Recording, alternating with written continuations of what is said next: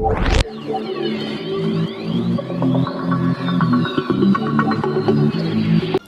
Students, आपका स्वागत है। आज हम करने वाले हैं स्टैंडर्ड 8 का मैथ्स का सेकेंड चैप्टर एक्सरसाइज 2.4 के आगे के क्वेश्चंस। तो चलिए शुरू करते हैं क्वेश्चन नंबर 6 से। There is a narrow rectangular plot reserved for a school in Mahuli village. Mahuli नाम का एक गांव है जिसके अंदर रेक्टेंगुलर प्लॉट रिजर्व किया गया है स्कूल के लिए। The length and the breadth of the plot are in the ratio of 11:4। तो लेंथ और ब्रेड्थ का जो रेशियो है वो है 11:4 का। एट द रेट ऑफ 100 पर मीटर, 100 रुपीज़ पर मीटर के हिसाब से रेक्टेंगुलर प्लॉट को फेंसिंग करने का कॉस्ट पड़ेगा 75,000। What are the dimension of the plot.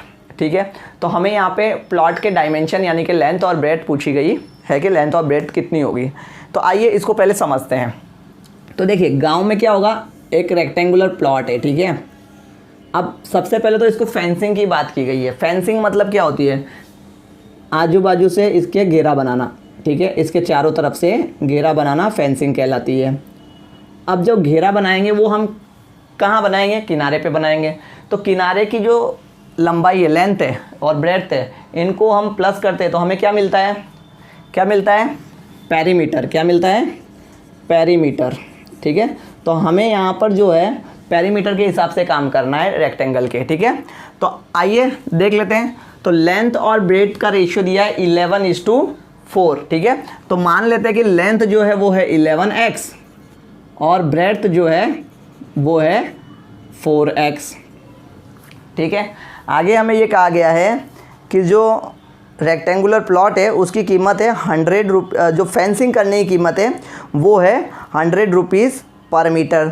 तो देखिए अब जैसे हमें नॉर्मली कोई भी चीज़, कोई भी शेप दिया होता है, उसका अगर हमें कॉस्ट निकालना होता है, चाहे फेंसिंग का हो चाहे एरिया का हो, तो हम क्या करते हैं कि जो भी कॉस्ट दिया रहता है उसे हम मल्टीप्लाई कर देते हैं एरिया से या फिर पेरीमीटर से। तो यहाँ पर क्या दिया गया है, हमें कॉस्ट भी दे दिया गया है और पेरीमीटर नहीं दिया गया है। यहाँ पर हमें कॉस्ट दिया है कि इतना रुपया लगेगा फेंसिंग करने का। तो हम क्या करेंगे, पेरीमीटर निकाल लेंगे। कैसे, पेरीमीटर ऑफ रेक्टेंगुलर प्लॉट। ठीक है, क्या होगा, देखिए पेरीमीटर ये होगा कि जो उसमें कॉस्ट लग रही है, कितनी लग रही है, 75,000। ठीक है, अब 75,000 कॉस्ट लग रही है, लेकिन कितने रुपए के हिसाब से, 100 रुपीज़ पर मीटर के हिसाब से। एक मीटर का 100 रुपये। ठीक है, तो एक काम कीजिए, इसको 100 से डिवाइड कर दीजिए। ठीक है, जितना कॉस्टिंग है, देखो नॉर्मल सा मैं एक एग्जांपल लेता हूँ कि मान लो कि ये रेक्टेंगुलर फील्ड ही है या फिर प्लॉट है। एक एग्जांपल के तौर पे हम छोटा नंबर लेके मानते हैं कि जैसे कि इसकी जो लेंथ है वो 4 है और ब्रेड्थ है वो 2 है। ठीक है, तो इसका पेरीमीटर क्या हो जाएगा, 4 और 2 6, और यहाँ पर भी ये 4 होगा, यहाँ पे भी ये 2 हो जाएगा। ठीक है, तो 2 हो जाएगा 4 और ये हो जाएगा 8 और 4 कितना हुआ, 12। इसका पेरीमीटर कितना आ जाएगा, 12 आ जाएगा। अब अगर एक मीटर का अगर खर्चा 100 रुपया है तो 12 मीटर का कितना हो जाएगा, सिंपल सी बात है, 1200 रुपया होगा। ठीक है, खर्चा कितना होगा, 1200 रुपये होगा। लेकिन एक चीज़ समझिए, अब यहाँ पे हमें क्या दे दिया गया, डायरेक्ट कॉस्ट दे दिया, ये है कॉस्ट। ठीक है, हमें कॉस्ट डायरेक्टली दे दिया है और उसके साथ क्या बोला गया है, पर मीटर क्या है, रेट क्या है, रेट हमें रेट दे दी गई है। रेट कितना है, 100 रुपीज़ है। अब देखिए ये पेरीमीटर है, ये कॉस्ट जो टोटल इसका कॉस्ट हुआ, ठीक है, वो है, और ये रेट है। ठीक है, आप देखेंगे कि कॉस्ट को और रेट को डिवाइड करने पर ही हमें पेरीमीटर मिल जा रहा है।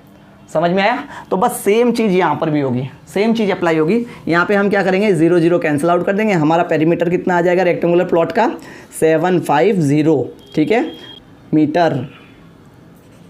ठीक है, मीटर में ये ना, ओके, मीटर में 100 रुपीज़ पर मीटर बोला है, तो ये हो जाएगा 750 metre.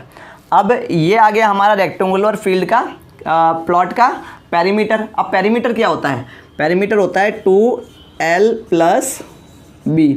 2l + b is equal to क्या हो जाएगा, 750। अब देखिए l हमारे पास कितना है, लेंथ है हमारा 11x, तो हम क्या करेंगे, लेंथ की जगह 11x रख देंगे और ब्रेड्थ क्या है हमारा 4x, तो ब्रेड्थ की जगह हम 4x रख देंगे। लेकिन यहाँ पर 2 जो है वो क्या है, इन दोनों के साथ मल्टीप्लाई में, तो हम एक काम करते हैं, इस 2 को पहले यहाँ से हटा लेते हैं। तो इस 2 को हटाने के लिए क्या करना पड़ेगा, इसको यहाँ ले जाकर डिवाइड करना पड़ेगा। तो हमारे पास क्या हो जाएगा, l + b = 750 डिवाइड बाई 2। ठीक है, आइए इसको कट कर लेते हैं। 2 1 = 2, 2 3 = 6, ठीक है, 2 7 = 14 एंड 2 5 = 10। तो ये हो जाएगा 375। अब L की वैल्यू हम रख लेते हैं। L की वैल्यू क्या है, 11x। ओके, 11x रख लेते हैं। प्लस ब्रेड्थ की वैल्यू क्या है, 4x। ओके, 4x रख लेते हैं। = क्या आया, 375। इन दोनों को प्लस कर लेंगे, ये हो जाएगा 15x = 375। तो x = क्या आएगा, देखो यहाँ पर ये क्या है, मल्टीप्लाई में, क्या है, मल्टीप्लाई में। इधर ले जाइए, क्या करेंगे, इसको डिवाइड। ठीक है, 375 डिवाइड बाई 15। तो आइए इसको कट कर लेते हैं। तो हम कट करते हैं, चाहे तो डायरेक्ट भी कर सकते हो, चलिए डायरेक्ट कर लेते हैं। 15 के टेबल से डायरेक्ट कर लेते हैं। 15 1 = 15, 15 2 = 30, 7 बचा 75, तो 15 5 = 75। ठीक है, तो x = कितना हो जाएगा, 25। तो x की वैल्यू हमारी कितनी आई, 25। अब हमें डायमेंशंस पूछे हैं, तो डायमेंशन में क्या क्या आएंगे, लेंथ और breadth.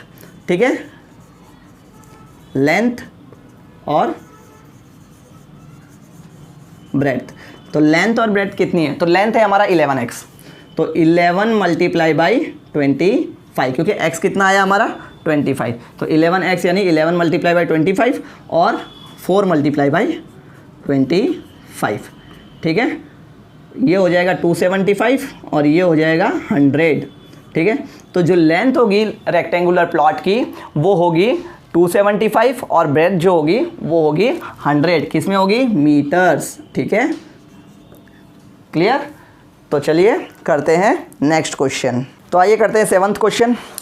Hasan buys 2 kinds of cloth material for school uniform. Hasan जो है स्कूल यूनिफॉर्म के लिए 2 प्रकार के कपड़े खरीदता है। शर्ट मटेरियल ख़रीदता है 50 रुपीज़ पर मीटर में और ट्राउज़र के मटेरियल ख़रीदता है 90 रुपीज़ पर मीटर में।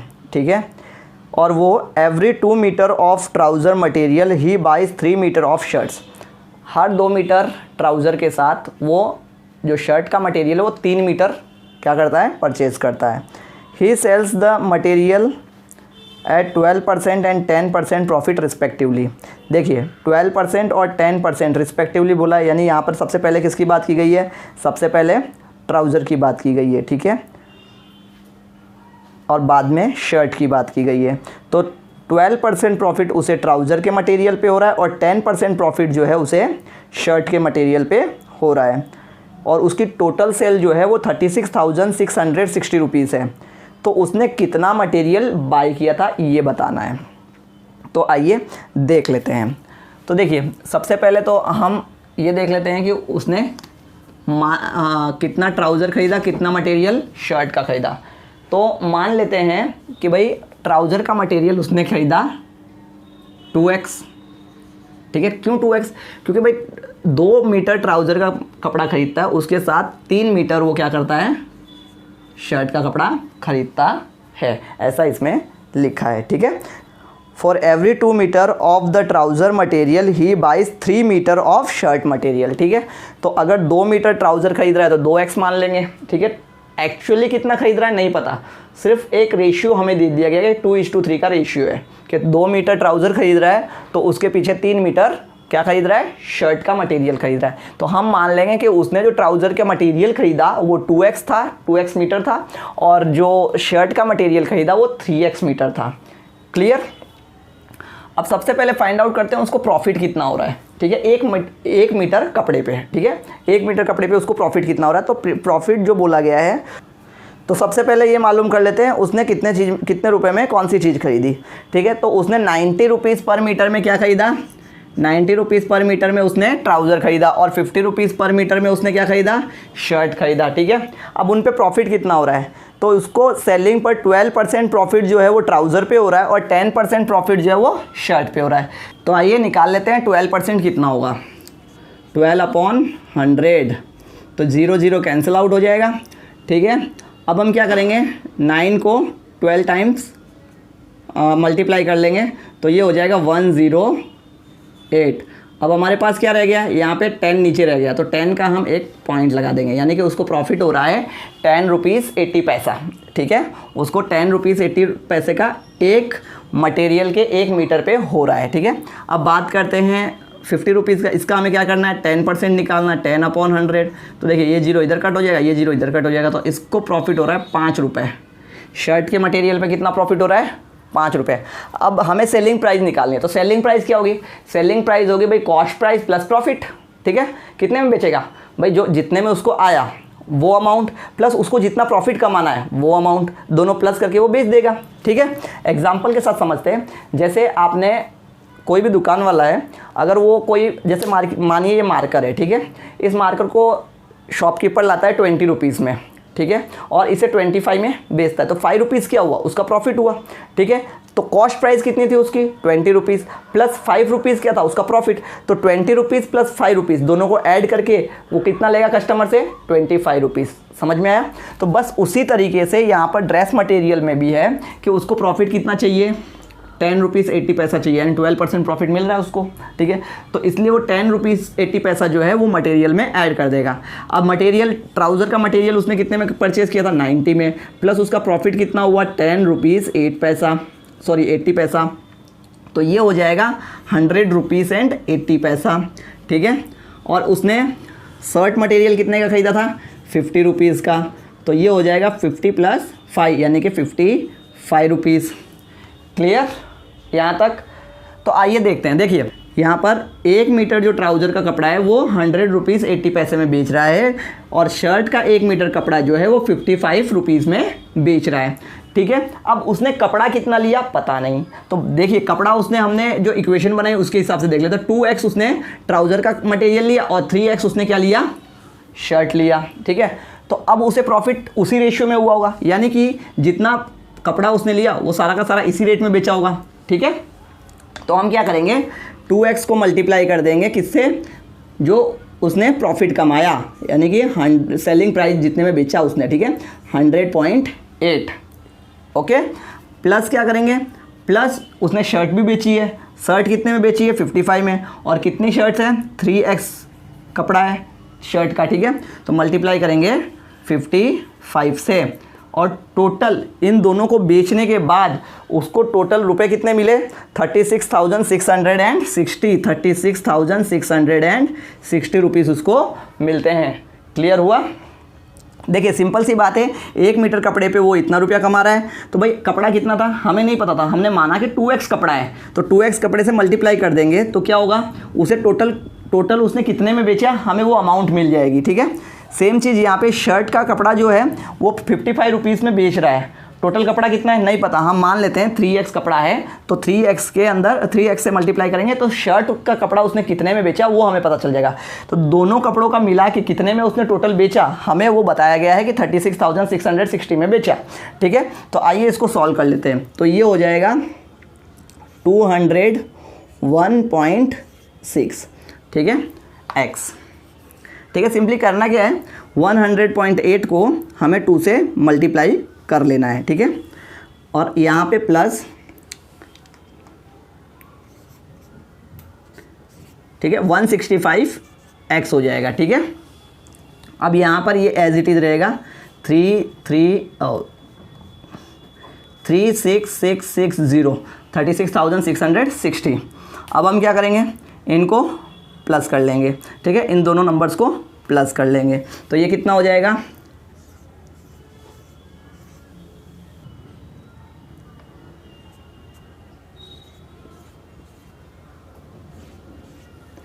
तो जब हम इन दोनों को प्लस करेंगे तो हमारे पास आंसर आएगा 366.60।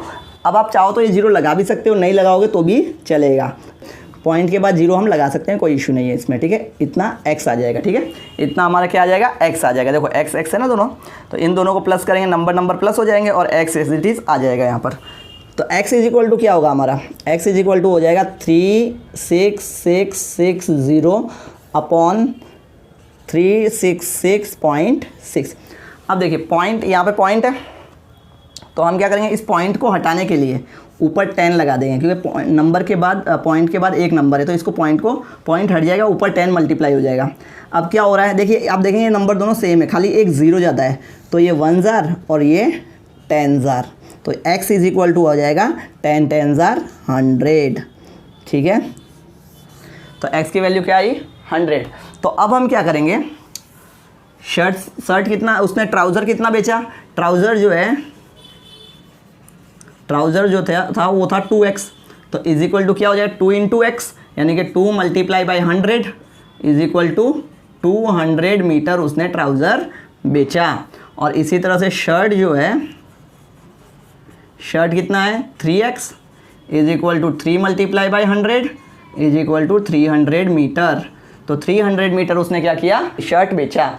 300 मीटर उसने क्या किया, शर्ट बेचा। ठीक है, तो 200 मीटर उसने ट्राउज़र बेचा और 300 मीटर उसने शर्ट बेचा। तो आइए करते हैं नेक्स्ट क्वेश्चन। तो आइए करते हैं 8th question. Half of the herd of the deers are grazing in the field and 3/4 of the remaining are playing near by. The rest 9 are drinking water from the pond. Find the number of the deer in the herd. तो देखिए यहाँ पर हिरणों का एक झुंड है। ठीक है, उसमें बोला क्या गया है, उसमें ये कहा गया है कि आधे हिरण जो हैं वो ग्रेजिंग यानी चर रहे हैं। ठीक है, और फिर जो बच गए उनमें से 3/4 जो है वो क्या कर रहे हैं, खेल रहे हैं वहीं पे पास में। ठीक है, और बाकी बचे 9 जो है वो तालाब में पानी पी रहे हैं। तो बताइए उस झुंड में कुल कितने हिरण थे। तो चलिए शुरू करते हैं कि भाई माना कि झुंड में x हिरण थे। ठीक है, मान लेते हैं कि x हिरण झुंड में थे। अब क्या बोला गया कि भाई जो हिरण चर रहे थे वो कितने थे, आधे। तो हम क्या करेंगे भाई, x/2 हिरण जो है वो क्या कर रहे थे, चर रहे थे। ठीक है, तो देखिए अब मैं यहाँ पे एक छोटा सा रफ कैलकुलेशन बता देता हूँ आपको कि टोटल x हिरण थे, उसमें से आधे यानी 1/2 जो क्या कर रहे थे, वो चर रहे थे, यानी ये आधे हिरण हुए। तो अगर आधे हिरण चर रहे थे तो आधे क्या कर रहे थे भाई, आधे कितना होता है, इसका आधा कितना होगा, ये 1 हो जाएगा। क्लियर। तो x/2 अगर चल रहे थे तो x/2 कुछ और कर रहे थे, अब वो नहीं पता है, अभी मैं आगे बताता हूँ। फिलहाल तो ये समझिए कि x/2 जो है वो बच गए। तो x/2 देखिए, अब अगर मैं बोलूँ देखो 4 का आधा करो तो 4 का आधा कितना होगा, आप बोलोगे 2 होगा। तो भाई 2 और 2, ठीक है, आधा 2 होगा। तो 2 अगर कुछ काम कर रहे हैं तो 2 बच गए ना उसमें से। तो इसी प्रकार से जब x का आधा करेंगे तो x/2 होगा। तो x/2 क्या कर रहे हैं, चल रहे हैं, तो x/2 बचेंगे उसमें से। क्लियर। तो अब जो x/2 बचे ना, उसमें से कहा गया है कि 3/4 जो है वो नीचे क्या कर रहे हैं, नियर बाई खेल रहे हैं। ठीक है, प्लेइंग नियर बाई। तो अब किसका 3/4, भाई जो आधे बचे उसका 3/4, यानी कि इसका 3/4। ठीक है, तो क्या होगा, इसका 3x/8 हो जाएगा। ठीक है, तो यानी कि जो डियर्स पास में खेल रहे हैं वो कितना हो जाएगा, x/2 मल्टीप्लाई बाई 3/4। 3/4 जो है वो खेल रहे हैं, तो कितना हो जाएगा 3x/8। क्लियर। और बाकी जो बचे 9 हिरण जो हैं वो क्या कर रहे हैं, पानी पी रहे हैं। ठीक है, तो टोटल हिरण झुंड में कितने हैं, तो देखिए टोटल झुंड में हिरण हमने माना था x, तो मान लेते चलो भाई टोटल x हिरण झुंड में है। ठीक है, उसमें से वो जो हिरण है वो 3 भागों में बटे हुए हैं, वो 3 अलग अलग काम कर रहे हैं। भाई कुछ हिरण क्या कर रहे हैं, चर रहे हैं। कितने हिरण हैं भाई चरने वाले, x/2 हिरण हैं जो चर रहे हैं। ठीक है, कुछ हिरण क्या कर रहे हैं, खेल रहे हैं। कितने हिरण खेल रहे हैं भाई, 3x/8 हिरण खेल रहे हैं, और 9 हिरण क्या कर रहे हैं, पानी पी रहे हैं। ठीक है, इन सबको क्या कर लेंगे, प्लस कर लेंगे। इन सबको प्लस करेंगे तो क्या आएगा, x आएगा। ठीक है, इन सबको प्लस करेंगे तो x आएगा। इसको थोड़ा पास में लिख लेते हैं, इज इक्वल टू x। ठीक है, तो अब ऐसे में क्या करेंगे, ऐसे में हम पहले तो यहाँ पर LCM लेंगे। ठीक है, इन सभी का LCM लेंगे। इसका हम इसके नीचे 1 लिख लेते हैं। अगर आपको LCM नहीं आता तो आई बटन पे क्लिक करके आप हमारा LCM वाला वीडियो देख सकते हैं। तो आइए देखते हैं LCM। इन टर्म में LCM जो है 8 होगा। ठीक है, तो यहाँ पर हम क्या करेंगे, 4 से मल्टीप्लाई करेंगे तो ऊपर भी 4 से मल्टीप्लाई हो जाएगा, और यहाँ पर हम 8 से मल्टीप्लाई करेंगे तो ऊपर भी 8 से मल्टीप्लाई होगा। ठीक है, तो नीचे डायरेक्टली कर रहा हूँ मैं, नीचे 8 आ जाएगा सबके, तो नीचे 8 आ जाएगा, सबके नीचे 8 हो जाएगा। ठीक है, अब यहाँ पर क्या हो जाएगा, 4x plus 3x plus 72 is equal to x। Clear. अब ये जो x है सबके डिवाइड में है, तो सबके डिवाइड में है तो क्या हो जाएगा, इधर जाके मल्टीप्लाई हो जाएगा, तो ये हो जाएगा हमारा 8x। ठीक है, ये हो जाएगा 8x और यहाँ पे क्या हुआ 7x प्लस 72। देखिए 7x हो जाए, 3 और 4 7x प्लस 72। अब क्या होगा, अब हम इस 7x को क्या करते हैं, इस 7x को इस साइड भेज देते हैं, माइनस हो जाएगा, तो हमारे पास क्या हो जाएगा 72 is equal to 8x minus 7x। तो हमारे पास क्या हो जाएगा 72 इज इक्वल टू x, यानी x इज इक्वल टू कितना आ जाएगा 72। तो जो हिरण झुंड में थे वो हमारे कितने थे x, तो हमारे जो हिरण है कुल मिलाकर झुंड के अंदर वो है 72, तो उस झुंड के अंदर 72 हिरण थे। तो आइए करते हैं अगला क्वेश्चन। तो स्टूडेंट्स करते हैं 9th question. A grandfather is 10 times older than his grand daughter, he is also 54 years older than her, find their present age. तो ठीक है, तो मान लेते हैं उनकी प्रेजेंट एज क्या है, डॉटर और ग्रैंडफादर की बात की गई है और कहा गया है कि डॉटर जो है वो ग्रैंडफादर जो है वो डॉटर से 10 टाइम्स बड़े हैं। तो ठीक है, डॉटर की एज क्या हो जाएगी x, क्या हो जाएगी x। अब जो ग्रैंडफादर है वो उससे 10 गुना बड़े, 10 टाइम्स बड़े हैं। 10 टाइम्स मतलब टाइम्स जब आ जाए तो मल्टीप्लाई, तो 10x। ठीक है, 10 मल्टीप्लाई बाई x, ठीक है 10 टाइम्स यानी 10x। तो 10x हो जाएगी हमारे ग्रैंडफादर की एज। ठीक है, तो जो ग्रैंडफादर है उनकी एज हो गई 10x और ग्रैंड डॉटर की एज हो गई x।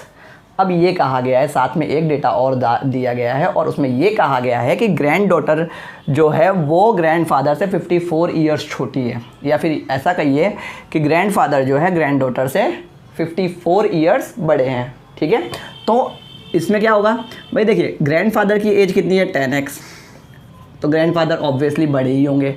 जब हम ग्रैंडफादर में से ग्रैंड डॉटर की एज अगर माइनस करें तो हमें क्या मिलेगा 54, क्यों, क्योंकि ये 54 साल बड़े हैं। ठीक है, तो जब हम इसको माइनस करेंगे तो हमारे पास क्या आएगा 9x इज इक्वल टू 54। तो x इज इक्वल टू क्या आ जाएगा 54, ये 9x क्या है मल्टीप्लाई में डिवाइड करेंगे तो यहाँ आ जाएगा 9 1 जा 9 6 जा, तो x इज इक्वल टू आ गया 6। तो ग्रैंड डॉटर जो है उसकी एज हो गई 6 और ग्रैंडफादर की एज हो जाएगी 60। कैसे, 10 multiply by 6 is equal to 60। तो आप नीचे आंसर लाइन लिखेंगे, the present age of grand daughter is 6 and the present age of grandfather is 60। Okay, I hope आपको समझ में आया होगा। तो आइए देख लेते हैं इस एक्सरसाइज का आखिरी question. Aman's age is 3 times his son's age. 10 years ago he was 5 times his son's age. Find their present age. तो देखिए इस क्वेश्चन में हमें क्या कहा गया है, अमन की जो एज है प्रेजेंट एज, आज की एज, वो उसके सन से 3 टाइम है। तो ठीक है भाई, द एज ऑफ अमन, अमन की एज जो है वो सन से कितने टाइम है 3 टाइम है। तो चलो सन को हम x मान लेते, तो अमन की एज क्या हो जाएगी 3x हो जाएगी। ठीक है, उसके साथ हमें क्या कहा गया कि 10 ईयर्स अगो, यानी अगो यानी कि पहले, 10 साल पहले। तो 10 साल पहले क्या था, उसकी एज जो थी वो अपने सन से 5 टाइम्स थी। तो आइए पहले 10 साल पहले चलते हैं। तो 10 साल पहले यानी 10 years ago the age of Aman क्या हो जाएगी, अमन की एज आज की कितनी है 3x है, तो 10 साल पहले वो 10 साल छोटा था। ठीक है ना, आज किसी की एज अगर 20 ईयर्स है तो 10 साल पहले वो कितने साल का था 10 ईयर्स का था। कैसे पता चला, 10 माइनस करके। ठीक है, तो 10 साल पहले कैसे पहुंचेंगे 10 साल पहले में 10 माइनस करके। तो जो अमन का बेटा था उसकी एज कितनी थी भाई, उसकी भी 10 माइनस हो जाएगी आज की एज में से। ठीक है, तो अब इक्वेशन बनाते हैं। इक्वेशन कैसे बनेगा, देखिए अब इसमें क्या कहा गया, 10 साल पहले जो अमन के पिताजी की उम्र है ना, ये जो उम्र है ना, ये इनके बेटे से कितनी है 5 टाइम्स ज़्यादा है। कितनी है 5 टाइम्स ज़्यादा है, मल्टीप्लाई ऑफ 5 है। ठीक है, अब अगर मैं इक्वेशन बनाने के लिए दोनों को इक्वल करूं, क्या करूं, दोनों को इक्वल। देखिए इक्वेशन बनाने के लिए एजेस को हमें इक्वल रखना पड़ता है। ठीक है, जो भी इक्वेशन रहती है वो इक्वल रख कर ही बनती है, और कई बार जो है बिना इक्वल रखे हुए बन जाती है, लेकिन उसमें डेटा जो होते हैं वो अलग रहते हैं।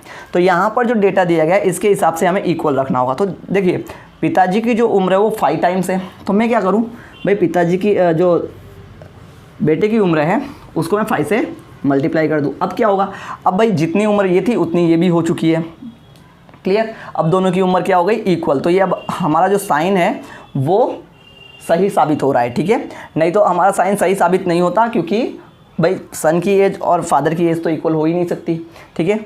इक्वल कब हो सकती है, जब हमें ये पता हो कि इतने टाइम्स जो है फादर बड़े हैं तो सन की एज में उतना मल्टीप्लाई कर दो, ठीक है। तो अब यहाँ पर क्या होगा, चलिए सिंपली हम इक्वेशन सॉल्व करते हैं। इज इक्वल टू, ये जो है दोनों में मल्टीप्लाई हो जाएगा, तो ये हो जाएगा 5x माइनस 50, ठीक है। अब x एक साइड ले लीजिए, नंबर एक साइड ले लीजिए, x को हम इधर ले जाते हैं और इस नंबर को हम इधर ले आते हैं। तो देखिए यहाँ पर -50 इस साइड आएगा, +50 हो जाएगा, ठीक है। और यहाँ पर हमारे पास पहले से क्या है, -10 है, और इज इक्वल टू यहाँ पर क्या हो जाएगा, 5x पहले से, तो ये इधर जाएगा तो क्या हो जाएगा, -3x हो जाएगा।